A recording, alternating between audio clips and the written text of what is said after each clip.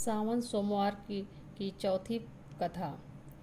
एक नगर में एक ही बहुत धनवान साहूकार रहता था, जिसके घर में धन की कोई कमी नहीं थी। परंतु उसको एक बहुत बड़ा दुख था। उसकी कोई संतान या पुत्र या पुत्री नहीं था। वो इसकी चिंता में रात दिन लगा रहता था। पुत्र की कामना के लिए प्रत्येक सोमवार को शिव जी का व्रत और पूजन किया करता था तथा सायंकाल को शिव जी के मंदिर में जाकर शिव जी के विग्रह के सामने दीपक जलाया करता था। इससे उस भक्ति भाव को देखकर एक समय श्री पार्वती जी ने शिव जी से कहा, हे स्वामी, यह साहूकार आपका अनन्य भक्त है और सदैव आपका व्रत और पूजन बड़ी श्रद्धा से करता है। हे स्वामी, इसकी मनोकामना पूर्ण करनी चाहिए। तब शिव जी ने कहा, हे पार्वती, यह संसार कर्म क्षेत्र है। किसान खेत में जैसा बीज बोता है वैसे ही फल काटता है। से उसको न कुछ प्रसन्नता हुई न ही कुछ दुख हुआ। वह पहले ही जैसा ही शिव जी का व्रत और पूजन करता था। कुछ साल व्यतीत हो जाने पर साहूकार की स्त्री गर्भवती हुई और 10वें महीने में उसके गर्भ से अति सुंदर पुत्र की प्राप्ति हुई। साहूकार के घर में बहुत ही खुशी मनाई गई, परंतु साहूकार उसकी केवल 12 वर्ष की आयु जानकर अधिक प्रसन्न प्रकट नहीं करा की और न ही किसी को भेंट बताया।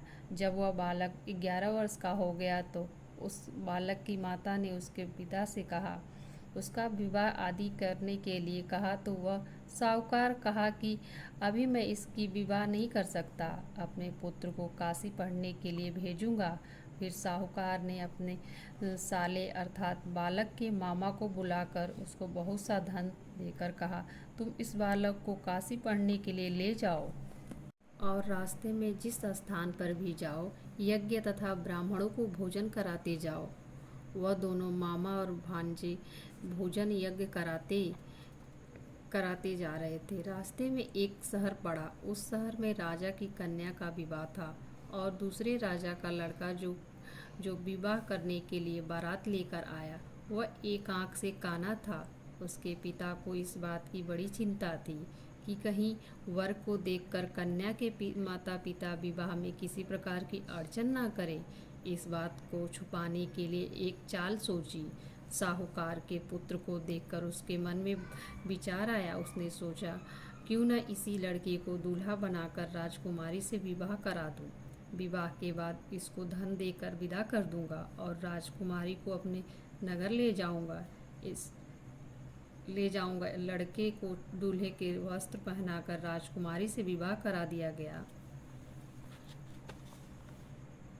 लेकिन साहूकार का पुत्र ईमानदार था। उसे यह बात न्याय संगत नहीं लगी। उसने अवसर पाकर राजकुमारी की चुन्नी के पल्ले पे लिखा कि तुम्हारा विवाह तो मेरे साथ हुआ है, लेकिन जिस राजकुमार के साथ तुम्हें भेजा गया है वह आँख से काना है।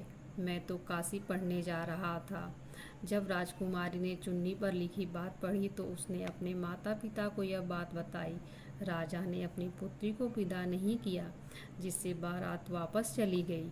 दूसरी ओर साहूकार का लड़का और उसका मामा काशी पहुँचे और वहां जाकर उन्होंने यज्ञ किया। जिस दिन लड़के की आयु 12 साल की हुई उसी दिन यज्ञ रखा गया। लड़के ने मामा से कहा कि मेरी तबीयत कुछ ठीक नहीं लग रही है। मामा ने कहा कि तुम अंदर जाकर सो जाओ। शिव जी के वरदानुसार ही देर में उस लड़के के प्राण निकल गए। मृत भांजे को देखकर उसके मामा ने विलाप शुरू किया। संयोगवश उसी समय शिव जी और माता पार्वती जी उधर से जा रहे थे। पार्वती ने भगवान से कहा, हे स्वामी, मुझे इसके रोने की स्तर सहन नहीं हो रहा है। आप इस व्यक्ति के कष्ट को अवश्य दूर करें।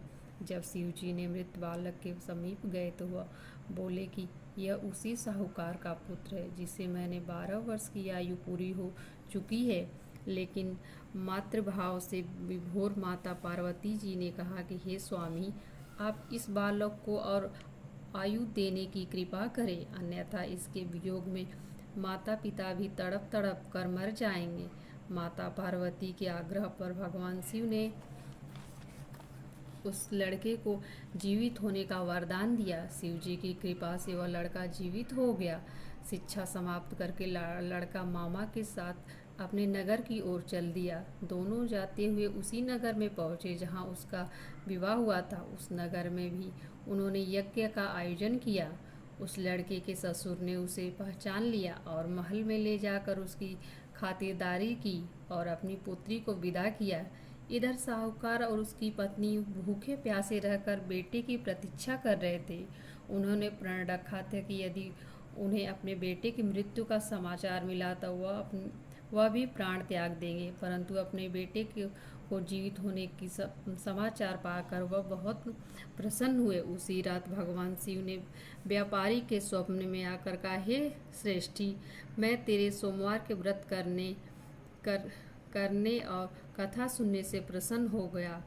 तेरे पुत्र को लंबी आयु प्रदान की है। इसी प्रकार जो सोमवार करने और कथा सुनने से प्रसन्न होकर तेरे पुत्र को लंबी आयु प्रदान की है, इसी प्रकार जो सोमवार का व्रत करता है या सुनता है और पढ़ता है, उसके सभी दुख दूर होते हैं और समस्त मनोकामनाएं पूर्ण होती है।